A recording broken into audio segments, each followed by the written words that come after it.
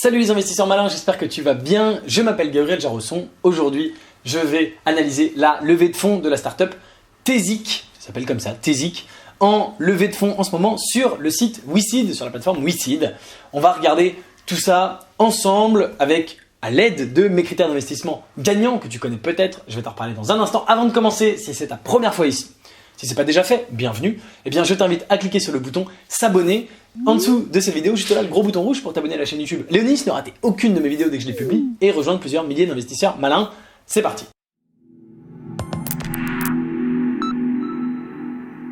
Je suis donc ici sur le site WeSeed, sur la page Tezik de la levée de fonds en cours. C'est une levée de fonds qui a l'air de susciter pas mal d'intérêt chez WeSeed, donc je crois que vous êtes nombreux à vous y intéresser.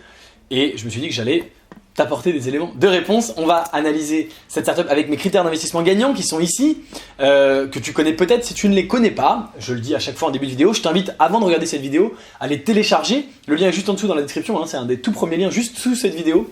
En téléchargeant ces critères, bien, tu auras, c'est un document de quelques pages qui t'explique plus en détail ce que je veux dire par ces critères-là. Et ça te permettra de comprendre un peu plus ce que je raconte. Si tu les connais déjà, on enchaîne. Comme d'habitude, j'ai pas regardé le dossier en détail.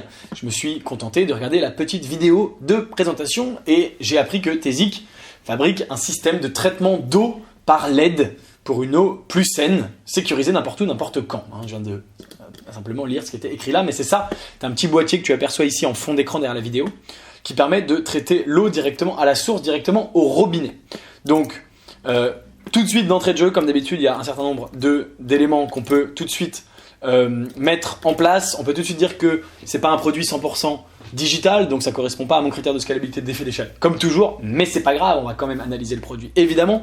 Et on peut également dire que le marché est très bon, puisque il y a évidemment énormément de gens, jusqu'à, il disait 25% de la population mondiale, voilà, c'est ça, un quart de la population mondiale, c'est complètement incroyable ce chiffre par ailleurs, qui utilise une source contaminée par des micro-organismes pathogènes d'origine fécale, sympa. Donc c'est un vrai marché énormissime, gigantesque, et il y a un vrai besoin, d'accord ? Est-ce qu'ils ont une technologie brevetée ? Oui, ils ont un brevet et qui veulent étendre à l'international, et il y a des nouveaux brevets en cours de dépôt. Donc pareil, tout de suite, d'entrée de jeu, on peut dire qu'il y a un vrai unfair advantage sur cette société, puisqu'ils ont des brevets. Ça, c'est toujours bon à prendre. Ça veut dire, comme d'habitude, l'unfair advantage, que si toi et moi, demain, on décide de venir concurrencer Tezik, et qu'on choisit un nom plus sympa, parce que le nom est quand même très... voilà, c'est pas grave. Eh bien, on aura évidemment du mal à le faire, puisque eux ont des brevets qu'on ne peut pas réutiliser. D'accord ? Donc ça, tout de suite, d'entrée de jeu, boum, on peut voir ça. Alors, le problème, il est très clair. La solution, c'est un boîtier que tu mets sur ton robinet qui émet des rayonnements UV de type C qui traite l'eau. Alors, il y a plusieurs gammes de produits. Il y a le OJ Safe, le OJ Pure, le OJ Safe Pro, le OJ Reuse. Donc, c'est différents niveaux pour différentes utilisations. D'accord ? Voilà, ils sont tous là, ils se ressemblent un peu tous. Et ils vendent ces produits-là. Donc, ils savent bien sûr très bien comment monétiser. On va essayer d'aller voir combien ils font de marge, comme d'habitude. Alors, notre mission d'entreprise, business plan. On va aller voir le business plan et le résumé opérationnel. On va aller voir le LinkedIn de Thomas et de Manuel. On a 2 Thomas. Et les fondateurs ont 100%. On ne sait pas si c'est les 3 ou pas. On suppose que oui, puisque c'est les 3 qui sont directeur général associé, directeur industriel associé. Donc ils sont effectivement associés. On ne sait pas quelle est la répartition entre les 3. Bon, c'est pas grave. Alors, ici nous avons Thomas Zunino, le DG, le dirigeant. Il vient de l'INSA et c'est visiblement sa première start-up, parce que c'est la seule fois où il est founder, mais il était dans la thermohydraulique et dans la R&D chez BioUV qui avait l'air d'être quelque chose similaire, puisqu'il y a UV dedans et puis il y a de l'eau, donc c'est probablement du traitement d'eau par UV. Peut-être comme ça qu'il a eu l'idée. Ils sont sur le même fond, d'ailleurs, c'est sympa, ce truc, c'est quoi ? Je ne sais pas ce que c'est derrière, bon. On a l'autre Thomas, qui est le directeur général cofondateur, et qui vient également de l'INSA. D'accord ? Et on a enfin Manuel, le directeur industriel. Voilà, donc ils n'ont pas d'expérience entrepreneuriale préalable, mais ils ont l'air d'avoir de l'expérience dans le métier. Lui, il était chef de projet chez MCI, et le Thomas numéro 2 qu'on a vu, il était chez Nepsen et chez Ovalie Ingénierie, que je ne connais pas, mais C'est voilà, de l'ingénierie, de l'efficacité énergétique. C'est pas du traitement de l'eau.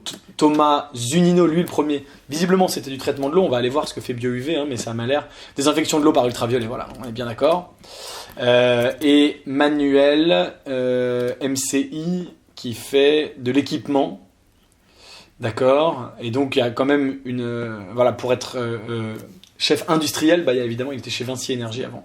Et chez FH, d'ailleurs, ici. Voilà. Donc, il y a quand même une bonne expérience. Donc, c'est une équipe complémentaire, pas expérimentée encore, mais complémentaire, qui détient 100% du capital. Donc, je vais mettre ici un point positif. Ok. Qu'est-ce que nous avons ici? Alors, Executive Summary. Donc, ça, c'est une page. Croissance annuelle de 8%. On va voir si on peut trouver rapidement des points intéressants comme la marge. Donc 230 000 euros de CA, 31K de résultat net, ça c'est 2018. 2019 négatif, 2020, donc on a une marge qui a l'air très faible. J'aimerais bien avoir la marge brute sur, comme d'habitude, la vente du produit, mais en tout cas, on voit que le BE est très bas. Donc, ici, on est sur une note un peu plus détaillée. L'équipe, le pain point, donc le pain point, il est vraiment évident, hein, on est d'accord. Notre solution, on vend des outils de traitement de l'eau, objectif. Donc c'est une boîte, c'est marrant, hein, il y a souvent des boîtes quand même où ils te disent pas précisément combien ils comptent gagner d'argent, quelle marge ils comptent faire, etc. C'est pas grave, on fouille ici, je regarde plein de trucs, notre business model, donc ils veulent vendre structure actuelle de coût de production, main d'œuvre, composants 40%, sous-ensemble mécanique électrique 47%. D'accord. Coût de revient, voilà, de 150 € à 200 €. Et donc rien que les achats de volume sur 40% du coût du produit. Et puis après il y a l'outillage, etc. Donc la marge nette entre 30 et 50%. Ah, c'est écrit. Et ça fait plaisir. Malheureusement, entre 30 et 50, c'est inférieur à ce que je souhaite. Je ne mets ici une note positive que quand c'est supérieur à 50. Et donc, malheureusement, ce sera une note négative ici. En 2018, alors il prévoit cette année un chiffre d'affaires d'1 million d'euros. Mais on avait, je crois qu'on a eu tout à l'heure très rapidement, ici dans le résumé opérationnel, le chiffre d'affaires de cette année, de 2018, voilà, 230 000 €. 230 000 €, il prévoit de faire 1 million cette année et la valo est de 1,6 million de mémoire, voilà. Donc la valo est correcte, sachant qu'ils ont en plus des brevets. Donc la valo est tout à fait correcte. La traction, alors quand est-ce qu'ils ont commencé? Ça c'est une... Ah zut, voilà, on va aller voir Thomas, hein, c'est le premier, donc c'est probablement c'est le DG, donc c'est probablement le premier qu'il a mis sur son LinkedIn. Ils auraient commencé il y a 3 ans. Donc voilà, ils font 200 000 € de chiffre d'affaires en 3 ans. Je peux pas dire que ce soit une traction folle. Encore une fois, la traction, c'est pas grave d'avoir ici un point négatif, c'est quelque chose de difficile à obtenir. Ici, elle n'a pas été folle, hein, 3 ans, 250 000 € de chiffre d'affaires. Mais il y a quand même pas mal de points positifs. Il y a une bonne équipe, un unfair advantage. La valorisation, pour une fois, est bonne. Enfin, pour une fois, en tout cas, c'est pas toujours le cas. La marge, j'ai mis un point négatif, mais tu l'as vu, c'était pas très loin, 30 à 50%. C'est pas mal. C'est pas suffisant selon mes critères à moi, mais c'est pas mal. Et l'attraction, voilà, comme ça fait 3 ans, mais en même temps, il y a eu de la R&D, donc forcément, c'est bon. L'attraction ici, comme il y a eu peut-être 2 ans de R&D, c'est pas la même chose. Combien de temps ils ont fait? 18 mois. Voilà. Dépôt de marque, mise en place du réseau de distribution. Voilà, ils viennent de. Ah oui, donc 2018, ils n'ont pas fait grand chose. Mais bon. En tout cas, ça se reflète sur le chiffre d'affaires qui effectivement est pas très très bon. Enfin, en tout cas, pardon, c'est pas qu'il est pas très très bon, c'est qu'il est pour l'instant faible et ça va bien sûr augmenter. En tout cas, c'est ce qu'on leur souhaite.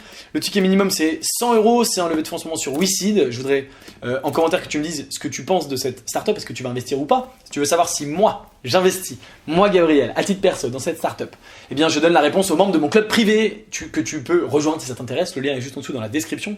Dans ce club privé, deux choses. Non seulement je donne mes décisions d'investissement sur les vidéos que je fais sur ces startups, sur les plateformes en disant j'investis pas pour telle et telle raison. Je dis aux gens pourquoi j'investis pas, aux membres du club. Et surtout, plus important, dans le club privé, je propose aux membres d'investir avec moi dans les startups que je déniche et dans lesquelles j'investis à titre personnel en France et dans la Silicon Valley.